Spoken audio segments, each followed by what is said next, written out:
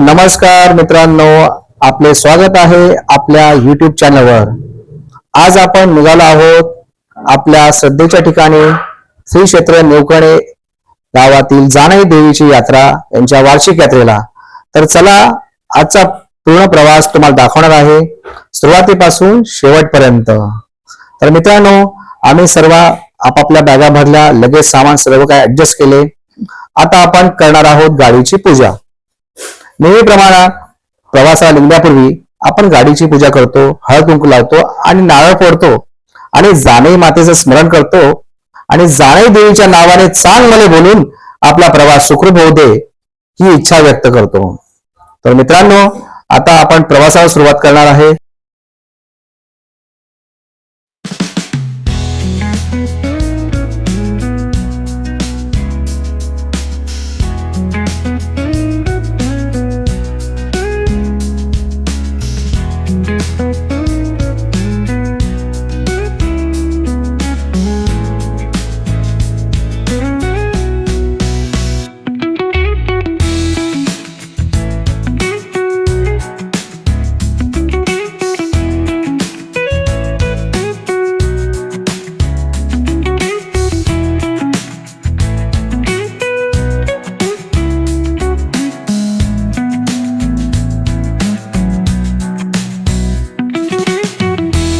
मित्रांनो, नेहमीप्रमाणे आम्ही पोहोचलो आमच्या नदीवर सकाळी सकाळी आंघोळ करण्यासाठी। तर मित्रांनो, अशा प्रकारे हे जे नदी आहे आणि ह्या नदीवर आम्ही आंघोळीला जातो आणि अशा प्रकारचा हा इकडचा नजारा आहे निसर्गाच्या सानिध्यात। आणि ह्या नदीवर या ठिकाणी येणारा धबधबा, छोटे छोटे धबधबे जे आहे त्या ठिकाणी आम्ही आंघोळ करतो।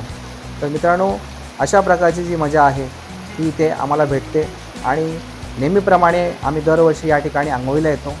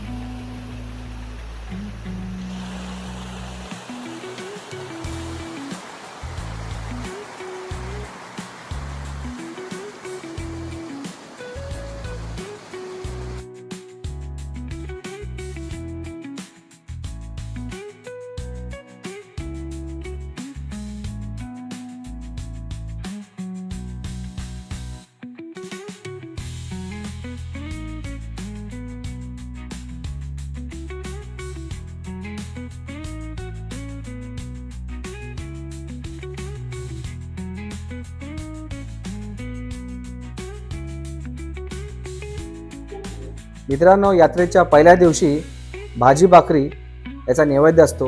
तर भाजी भाकरी याचा नैवेद्याची तयारी चालू आहे आणि पुरणपोळीचा कार्यक्रम चालू आहे नेहमीप्रमाणे। आणि आमचा 4 दिवसाचा संसार यात्रेच्या ठिकाणी मांडला आणि ही आमची जागा जी आहे हे गेली 30 ते 35 वर्ष याच ठिकाणी आम्ही यात्रेला शाळेच्या पाठी असतो।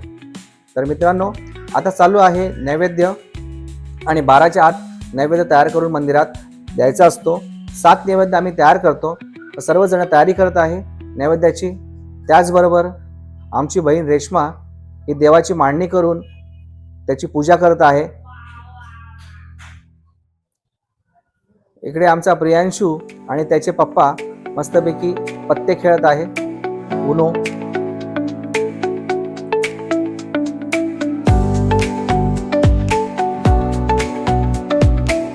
हॅलो प्रियांशू।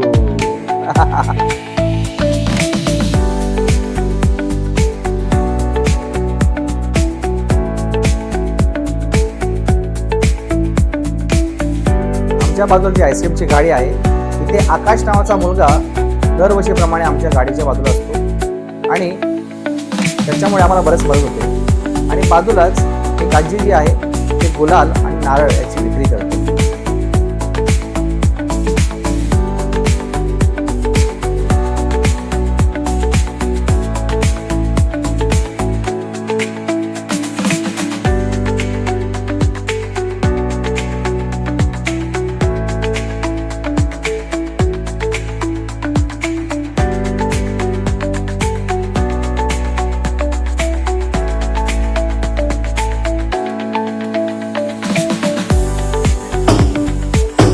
हे आहे कर्नाटक मधील बेळगाव भागातील जानाई देवीच्या यात्रेसाठी यावर्षी आम्ही यांना पाहिले आणि ह्यांची हे पारंपरिक नृत्य या ठिकाणी त्यांनी सादर केले. त्यांची जी वेशभूषा होती त्यामध्ये पारंपरिक जो डान्स होता तो त्यांनी मंदिरासमोर केला, ज्यामुळे बरेच भक्तांची गर्दी झाली आणि त्यांचा सुंदर डान्स हा पाहून सगळे खुश झाले. इकडे आमच्या रेश्माबाई आणि त्यांच्या कन्या चहा बनवण्याचा कार्यक्रम चालू आहे.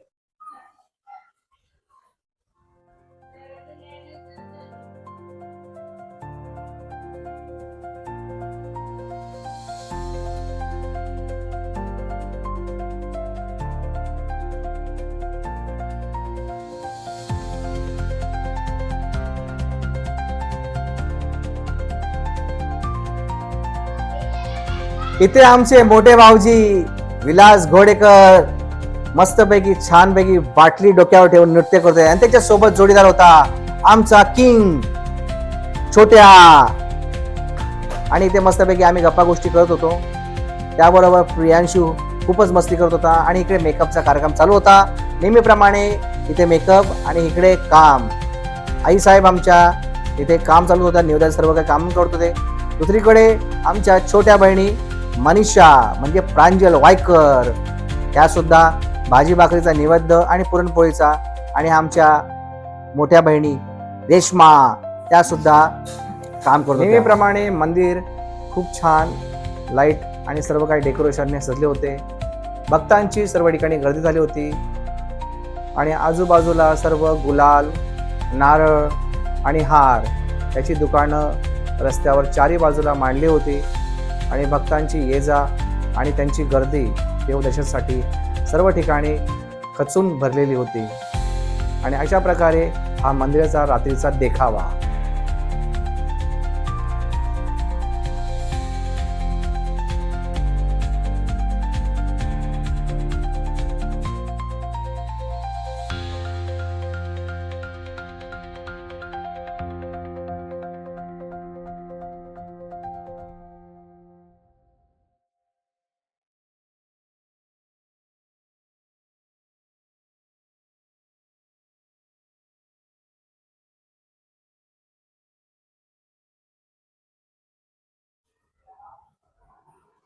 इथे सर्व लोक गुलालाने भरलेले होते आणि इथे लोकांनी देवी समोर डोक्यावर देवी घेऊन नृत्य सादर करत होते आणि आपापले भक्तिमय सर्व ठिकाणी वातावरण झाले होते.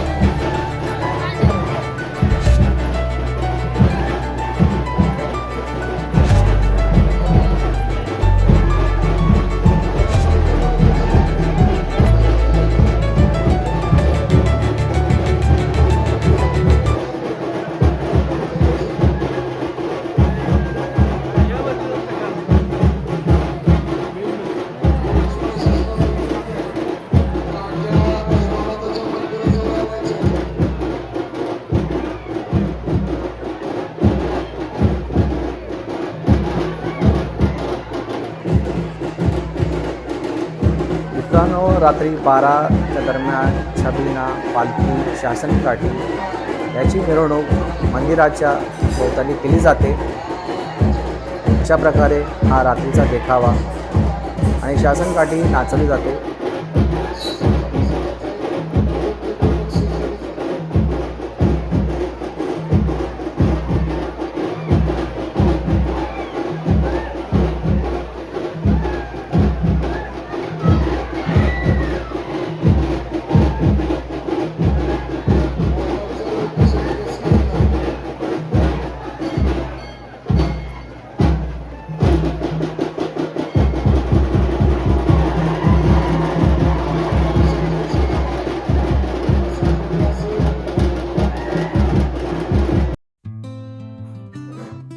रात्री 12 नंतर झोपण्याचा कार्यक्रम आम्ही मस्तपैकी आपला बिछाना टाकला होता आणि रात्री थंडी पण भरपूर होती.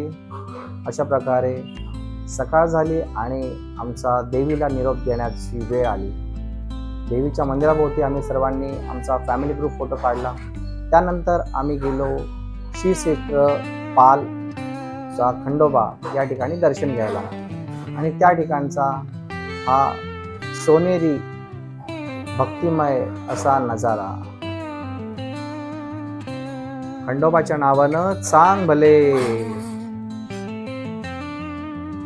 आणि मित्रांनो, जर तुम्हाला आमचा व्हिडिओ आवडला असेल तर लाईक, कमेंट, शेअर करायला विसरू नका. धन्यवाद.